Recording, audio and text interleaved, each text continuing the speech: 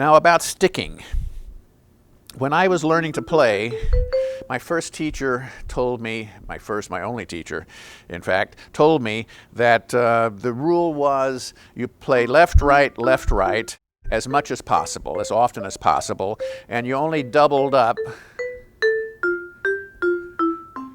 when you needed to avoid crossing over sticks or something. So I played that way for the first, I don't know, 4 or 5 years that I played the vibraphone. And for a lot of traditional music, that seems to work. The early exercise books for learning mallet instruments, the Mo Goldenberg book, for instance, is quite a well-known practice book for mallet players. The exercises are meant to be played left, right, and they're predictable arpeggios and scales and so on. But if you've tried to play any more contemporary percussion music, you know that it's atonal, funny rhythms, funny intervals leaping around, and playing alternated sticking just doesn't work. So ideally, we want to have a very flexible approach to sticking, to play comfortable playing any combinations, 4s, 3s, 5s, 2s, 1s, whatever, with either hand. For me, this challenge came when I decided I wanted to play with 4 mallets all the time, and that I wanted to be able to accompany myself with one hand and play a melody with the other. It felt so difficult to play, just to play a simple melody with one stick. I'd always used 2 mallets to do that, and it felt very awkward to phrase it and to execute it just with one stick.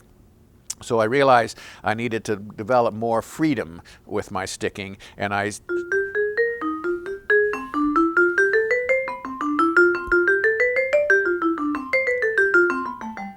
just made up things to get my individual sticking, comfortable, and kept practicing doing that until I could play any combination of sticking. And then once you have a nice flexible sticking ability, you leave it up to your playing instincts as you're playing to decide whether this particular melody phrase should be 2 rights, a left, and 3 of these and 2 of those, and so on. Sometimes I'll notice I play a certain passage in a written section the same way every night, and then one night I play it differently. I stick it differently, and I say, well, why did I do that?